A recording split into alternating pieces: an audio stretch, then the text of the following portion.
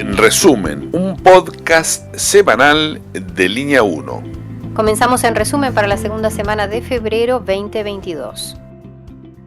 Canadá se prepara para entrar a la etapa final de la pandemia, aunque la semana pasada se alcanzó el punto máximo de infecciones en el país.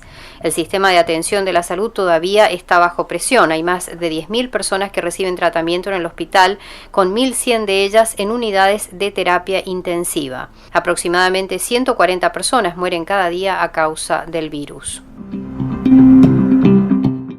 La jefa de Salud Pública de Canadá, la doctora Theresa Tam, dijo que el país debía encontrar una forma de enfrentar la pandemia de una manera más sustentable. La doctora agregó que los esfuerzos de Canadá deberían concentrarse en prevenir casos graves de COVID a través de vacunas en lugar de detener todas las nuevas infecciones de un virus altamente transmisible. La doctora Tam advirtió que ocurrirán más olas. Algunas serán, dijo, bastante severas y perturbadoras y debemos estar preparados, pero necesitamos tener enfoques sostenidos a más largo plazo y desarrollar más capacidades para que no estemos en un modo de crisis todo el tiempo mientras luchamos contra el virus. Gracias a las vacunas ampliamente disponibles, a terapias como el Paxlovid de Pfizer y con niveles de inmunidad natural más altos a raíz de una ola masiva de casos de Omicron, Tam dijo que es optimista en que el país se puede encontrar una mejor solución para luchar contra el COVID y permitir que la gente pueda volver a la normalidad.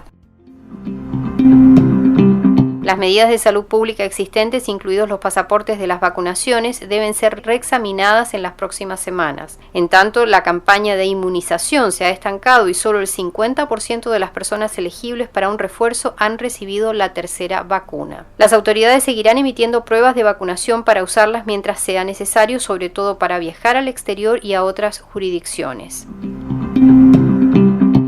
Saskatchewan es una de las primeras provincias en expresar que eliminaría pronto las restricciones vinculadas a la pandemia. Se va a eliminar el requisito de mostrar el pasaporte de vacunación a partir del lunes 14 de febrero. En tanto, Quebec anunció que la mayoría de las restricciones provinciales serán levantadas a mediados de marzo, aunque el uso de máscaras y el requisito de pasaporte de vacunación se van a mantener al menos por ahora. Alberta igualmente anunciará flexibilizaciones de las medidas sanitarias, mientras que Manitoba y Ontario han dicho que están listas para bajar las restricciones en las próximas semanas.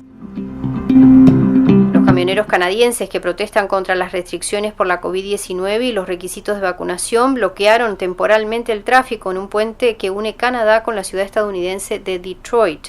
Las personas que están protestando por las restricciones impuestas por la pandemia no permiten que los vehículos crucen el puente Ambassador, lo que significa que el tráfico está paralizado entre Michigan, Estados Unidos y Windsor. Este puente es uno de los más transitados en la frontera entre Estados Unidos y Canadá y una gran vía para camioneros. La industria automotriz afectada por esta paralización está en medio de negociaciones intentando romper el bloqueo por medios legales. La policía en Ottawa advirtió a los camioneros que ocupan las calles de la capital que enfrentarán arrestos si no terminan con la ocupación que ya va por la segunda semana. Un juez de Ottawa otorgó una orden judicial provisional que busca silenciar además las bocinas que han afectado a los residentes del centro de la capital canadiense. Ottawa declaró estado de emergencia desde el domingo 6 de febrero, mientras su alcalde Jim Watson describió la situación en la capital de la nación como la emergencia más grave que nuestra ciudad haya enfrentado.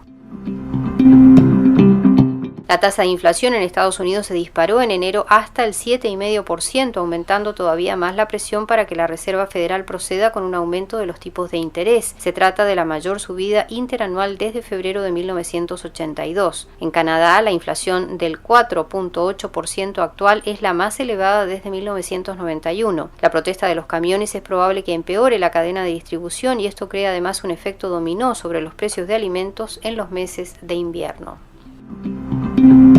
El primer ministro de Alberta, Jason Kenney, se disculpó luego de haber comparado lo que viven las personas que no se han vacunado a la actitud que había en Norteamérica a mediados de los 80 hacia las personas con SIDA, en la que había una especie de idea de que era necesario tenerlos a distancia. David Shepard, el vocero de la oposición oficial en materia de salud de Alberta, dijo que los comentarios del primer ministro de Alberta son repugnantes y despreciables. Recordó que Jason Kenney hizo campaña en California en los años 80 durante la epidemia del SIDA para impedir que familiares con personas enfermas estuvieran con sus seres queridos en sus últimos momentos. Kenny se disculpó diciendo que es uno de los peligros de improvisar una analogía. En tanto, el gobierno de Alberta presentó su plan de levantamiento de las restricciones. La primera etapa también prevé la eliminación del uso de la máscara obligatoria en niños de 12 años a partir del 14 de febrero. El uso de máscara será entonces opcional en las escuelas sin importar la edad del estudiante. Ontario planea retomar las cirugías y procedimientos médicos postergados durante la ola de Omicron desde diciembre. La ministra de Salud, Christine Elliott, confirmó que los pacientes con cáncer y enfermedades cardíacas podrán ser atendidos en las próximas semanas. El miércoles 9 de febrero, la gobernadora general de Canadá confirmó por un tuit que se contagió de COVID-19. Mary Simon presenta síntomas leves y se encuentra aislada.